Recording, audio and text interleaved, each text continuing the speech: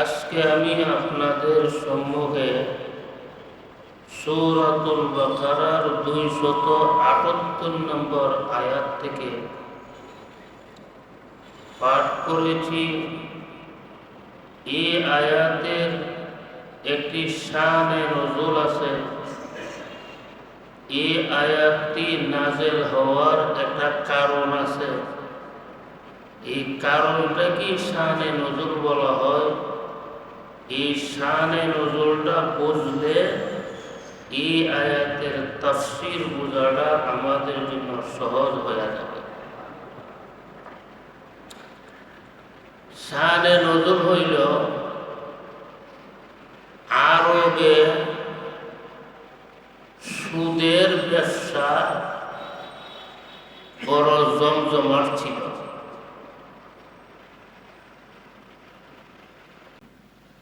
পবিত্র কোরআনের মাধ্যমে যখন সুদকে হারাম বলে ঘোষণা করা হইল,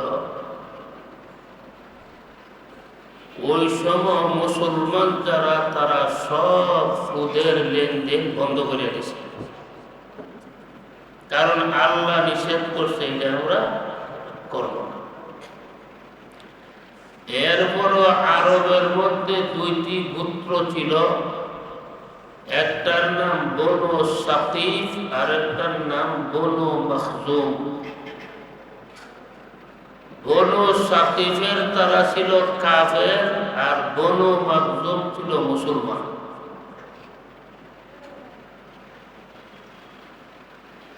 বনু সাকিফ আর বনু মখজুমের মধ্যে আগের থেকে সুদের লেনদেন ছিল।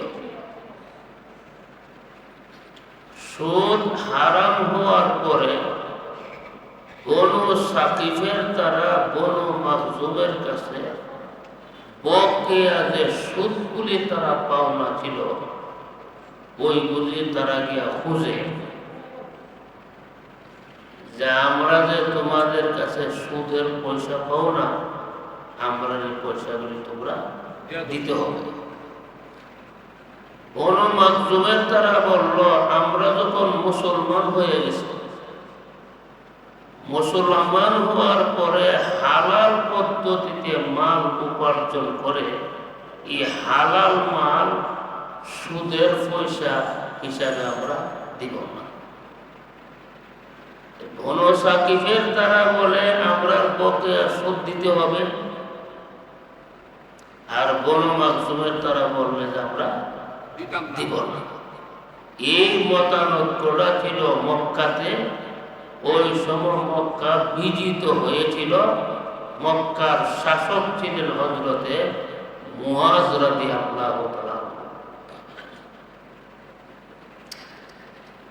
তখন মুআয রাদিয়াল্লাহু তাআলা রাসূল কারীম সাল্লাল্লাহু আলাইহি ওয়াসাল্লামকে লেখার মাধ্যমে অবগত করাইলেন, এই যে বনু সাকিফ আর বনু মখজুমের মধ্যে দ্বন্দ্ব, বকেয়া সুদের লেনদেন নিয়া এই ব্যাপারে কি ফয়সালা হইতে পারে তার সুরত আনার জন্য মক্কার শাসক আমরা নবীর কাছে চিঠি লিখছি। তখন আল্লাহ তাআলা পবিত্র কোরআনের সূরাতুল বাকারার 298 নম্বর আয়াত নাযিল করছে। এই আয়াতের দ্বারা আল্লাহ তাআলা যারা সুদের বকেয়া ঋণগুলি খুঁজে আর যারা দিতে না করে এদের মধ্যে আল্লাহ একটা ফয়সালা করে গেছে।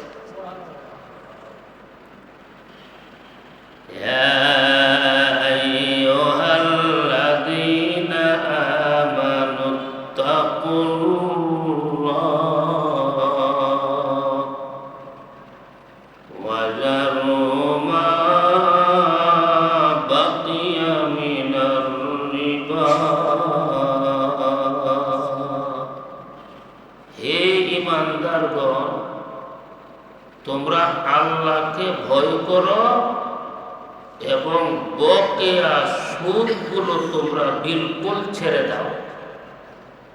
ইন কুনতুম মুমিনিন মুমিনিন, যদি তোমরা মুমিন হয়ে থাকো। সুদ যখন আমি আল্লাহ হারাম করে দিছি, এটা বিলকুল হারাম হয়ে গেছে। এখন হারাম হওয়ার পরে তোমরা যদি কাহারো কাছে সুদের টাকা পাও না থাকো, ছেড়ে দাও, এটা গ্রহণ করা যাবে না। আর তোমরার কাছে যদি কেউ পাও না থাকে, তোমরা দিতে পারবে না, কারণ এটা হারাম। তো ঘুমাইছি না এটা? এলে বনো সাকিবের তারা যে বনো মাকদুমের কাছে বকেয়া সুদ খুঁজতেছে, এখন আর তারা বকেয়া সুদগুলো পাবেনি, কারণ আল্লাহ কি করে দিছে? নিষেধ করে দিছে। এটা তোমরা পাইতে।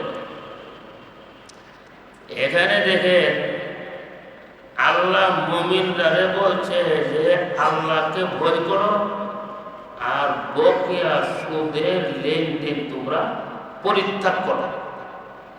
এখানে আল্লাহকে ভয় করার কথা বলছে আগে, আর বকেয়া সুদ ছেড়ে দেওয়ার কথা বলছে পরে।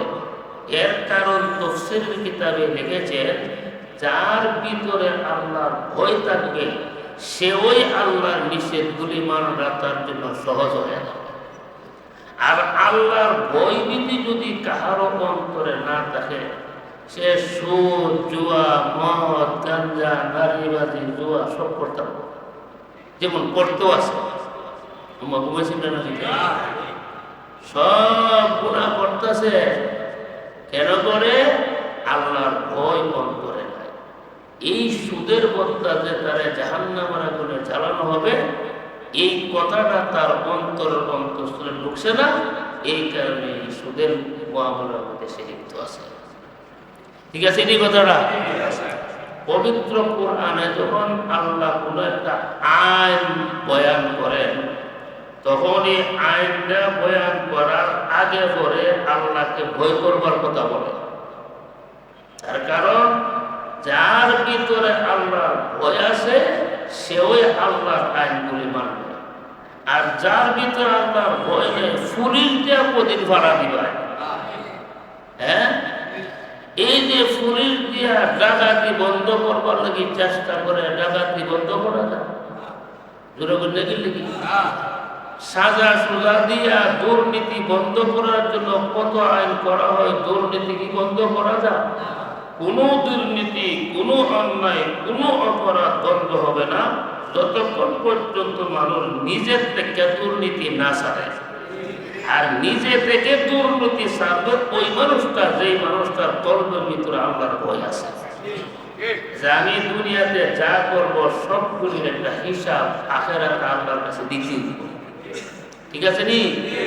এ ভয় নীতি যাদের অন্তরে আছে, তারা অন্যায় অপরাধের কাছেও যাবে না।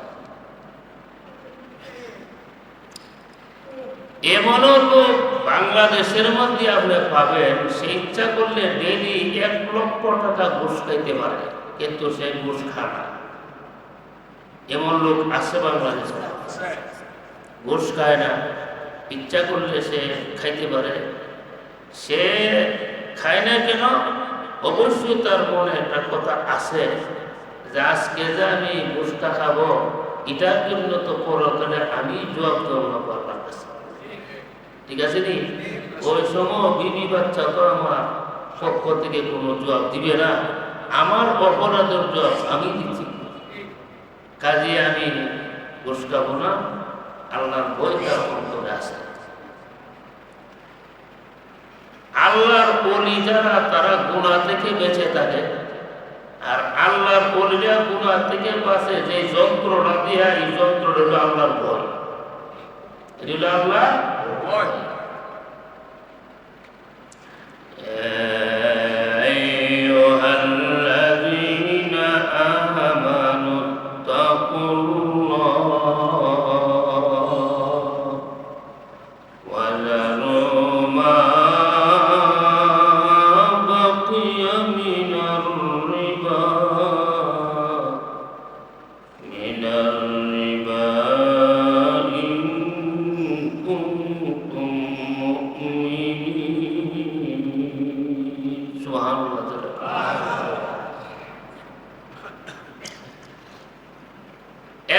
এক লোকের সাথে আমার দেখা হইল, খুব বড় লোক, বড় ধরনের চাকরি করে, সরকারি।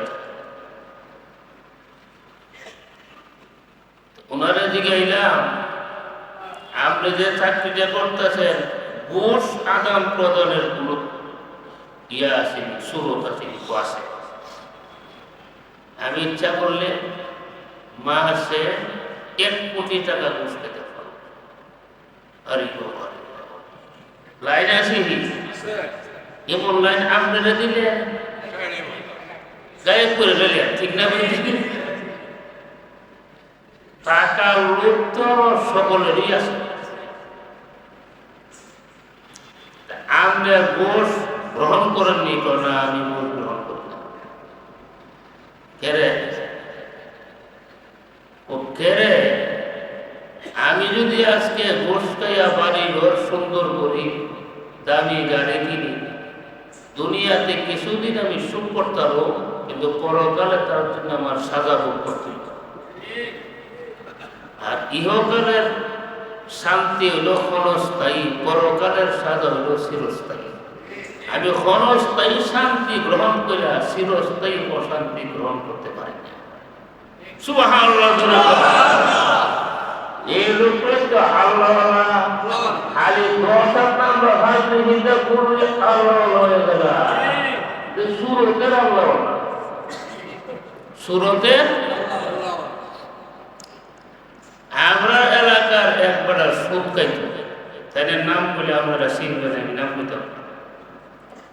সুরত দেখলে মনে হয় যে আল্লাহর ওলি কোনা নিয়ে আসমান দিকে নামছে, পাগড়িয়ে বুগড়িয়ে দাঁড়িয়ে টুপিয়ে, আল্লাহর খাস বোন, কিন্তু লোকটা সত্য। আমি যেটা শুনছি এটা তোর পুরো হাদিসও নাই। সকালবেলা এশাকে নামাজ পড়া, এই নামাজের মুসাল্লাত বই ওই জিকির করতেছে, এই 70 সালে তোর বলিয়া কিতা করতেছে, জিকির করতেছে। এমন সময় একজনের সুদের টাকা নিয়েছে, এগুলো হাজি সাহেব এটা আওয়াজ করে, আমি তো আমাদের মাসিক সুদের যে পয়সা দিয়েছে না, এটি নিয়েছে। আজি যাবে আর সময় হয়েছ না নেই, আমি পবিত্র কাজ করতেছি, বদরের নামাজ পড়লাম, এস্টার্ট করলাম, ফিকিরও বই গেছি গা, তুই না পারলে আর কেমনি আইকে তোর কোন কাণ্ড জ্ঞান আছে? আমি তো জানি না আপনি যেটা করো, আমি মনে করি সুদ করি আর জিকির আসর করে, এখানে জিকির প্রোগ্রাম রাখবো, ঠিক না? বেদি আমরা যেমন মুনাফিক, আমি তো আর জানি না। তাইলে যে দাড়িটা রাখছে মুনাফিকি করবার লাগে, তাইলে ভাগরিটা লাগাইছে মুনাফিকি করবার লাগে, এই বের দোষে মুনাফিকি করবার লাগে। হাজি সাহেব একটা কাজ কর, এই টাকা আমি হাত দিয়ে ধরতাম না, কারণ আমার উজু আছে, তুই টাকাটা আমার নামাজের বিছনা তোলে ঢোয়া যাই, কোন কাছে কইস না, এটা কোন কাছে বলবি, সুদের বছরে নামাজের বিছনা তোলে তুই। হাজি সাহেব আল্লাহর কাছে হাত বাড়াইছে, মাহমুদ জীবনে কত গুনাহ করছি, আল্লাহ তুমি আমার গুনাহ মাফ করো। আল্লাহ সুদের বছরে তোর বিছনা তোলে,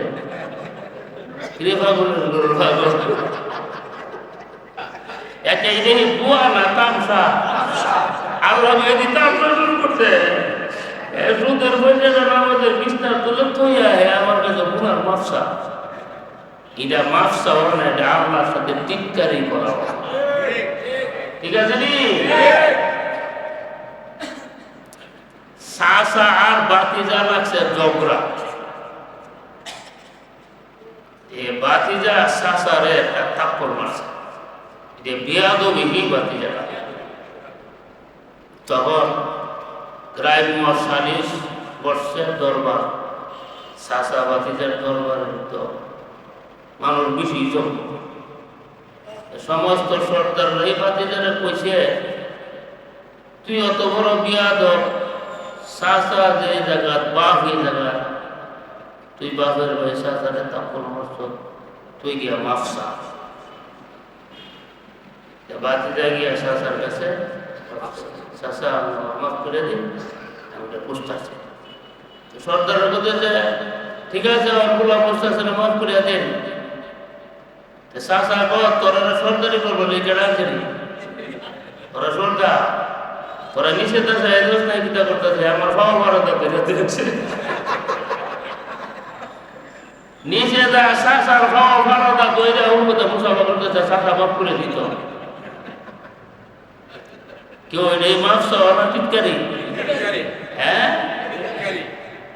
সকাল সন্ধ্যা সুদের বুঝা গাইয়া তুমি দোয়া করার গেছে, ওইটা টিটকারি গেছে। দোয়া না, দোয়া যদি অ্যাকচুয়ালি করো সবগুলি সারো, সাইরা আমার কাছে আইবা। সুবহানাল্লাহ জোরে আমরা কষ্ট হয়েছে।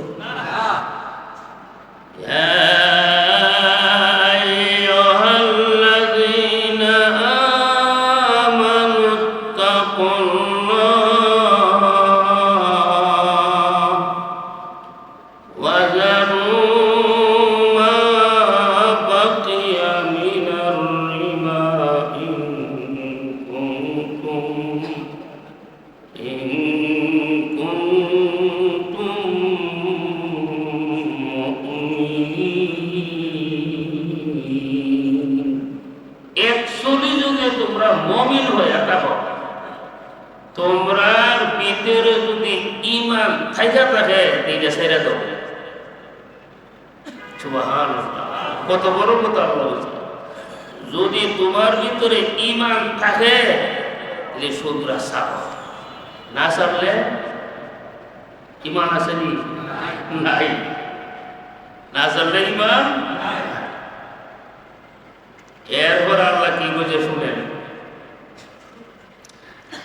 فَإِن لَّمْ تَفْعَلُوا فَأَذَنُوا بِحَرْبٍ مِّنَ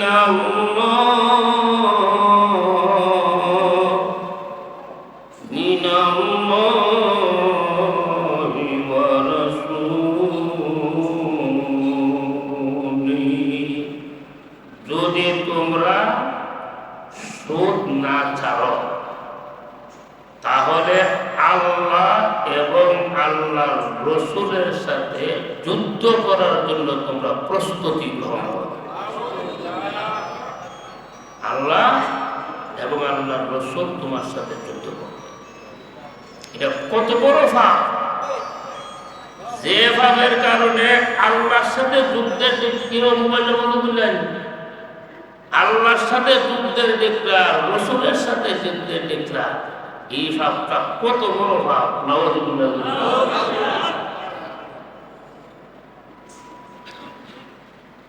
এরপর আল্লাহ বলেন, وَإِن فَلَكُمْ رُءُوسُ أَمْوَالِكُمْ لَا تَظْلِمُونَ وَلَا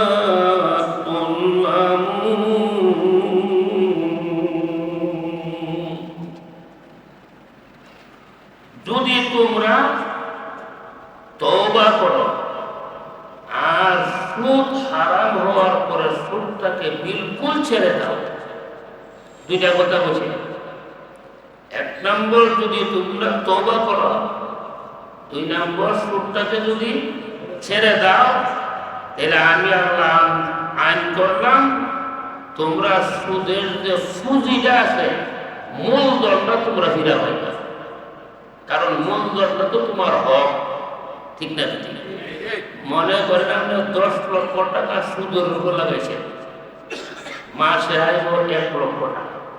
এই 10 লক্ষ টাকা হলো আপনার পুঁজি, আর 1 লক্ষ টাকা হলো বেশি দাম। 10 মাসের লাভ জমছে কত? 10 লাখ। এখন আমরা তওবা করছি যে আমি আর সুদ খাবো না। তাহলে আমি তো তার কাছে সুদে আসলে 20 লাখ টাকা হই না, কত? কারণ আল্লাহ বলছে তোমার মূল যে ফুজিটা 10 লাখ এটা পাইবা, সুদটা তুমি পাইবা। তবে শর্ত আছে, মূলধন পাইবা একটা শর্তে। শর্ত সুদ ছেড়ে দেওয়ার পূর্ণ একিন নিয়ে যদি তওবা করো তাইলে ফুজি পাইবা, তওবা না করলে ফুজিও পাইতে না। তওবা না করলে ফুজিও পাইতে না। এখানে বড় তীক্ষ্ণ একটা কথা আল্লাহ তাআলা বলছেন, ফুজি পাইতে গেলে কি করণ লাগবে? তওবা করবে যে আমি জিন্দেগিতে আর সুদ খেতে না। আচ্ছা যদি তওবা না করে ফুজি পাইতো না, তওবা না করলে বড় ফুজি পাইতো না কেরে? এটার রহস্য কি? এটার রহস্য হলো, কেউ যদি সুদ থেকে তওবা না করে আর সুদকে হালাল মনে করে সুদের ব্যবসা চালু রাখে, এই লোকটা মুরতাদ হয়ে যায়, ধর্ম ত্যাগী হয়ে যায়, ধর্ম থেকে সে বিদায় হয়ে যায়। এটারে বলা হয় ধর্মদ্রোহী। আর ধর্মদ্রোহীদের বেলা আল্লাহ আইল, কোন একটা মানুষ যদি ধর্মদ্রোহী হয় তখন তার সমস্ত মালিকানা মালগুলি বাজেয়াপ্ত হইয়া এই মালগুলি সরকারি জনাগারে জমা হয়ে যায়, তার নিজের কোন মাল আর থাকে না। মনে করেন একটা লোক মুরতাদ হইল, মানে ইসলাম ধর্ম সে ছেড়ে দিল। ইসলাম ধর্ম ছেড়ে দেওয়ার দ্বারা সে কি হয়েছে? মুরতাদ হয়েছে। এই মুরতাদের যত টাকা পয়সা বাড়ি ঘর আছে সবগুলো ইসলামী রাষ্ট্রের আইন অনুযায়ী এগুলি বাজেয়াপ্ত হয়ে যাবে। তার 2 পয়সারা তার মালা কেনা দিতে থাকবে না, সবগুলো সরকারি কোষাগারের মধ্যে জমা হয়ে। এটা মুরতাদের মালের বেলা আয়, ঠিক না বেটি? কথাটা বুঝতে অসুবিধা হইতেছে? যে হালাল মনে করে সুদ খাইলো, হে ইসলামের বিরুদ্ধে না, ইসলাম থেকে গেছে গা, এটা মুরতাদ। আর মুরতাদের মাল মুরতাদের টাকা নাই, তো ইসলামী কোষাগারে জমা হয়ে যায়। সেইখানে মুরতাদ হওয়ার পরে ওই যে মূল সুদরা এটা সে পাইতো না, কিন্তু এর কোনো মাল হই নাই, এর মালিকানা নষ্ট হয়ে গেছে। সুতরাং সে ফুজিও ফিরাইয়া পাইতে পারে। ফালা গমর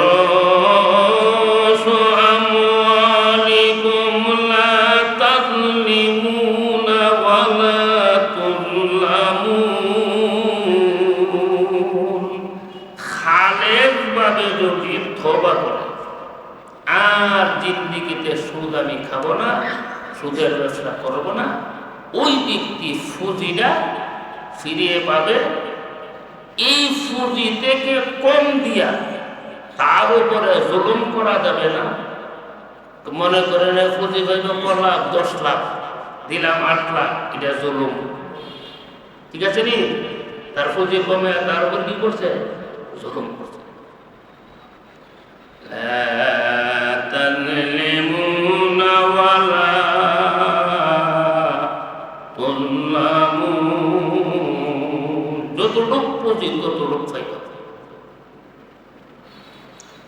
এখন আর একটা কথা বলতেছে,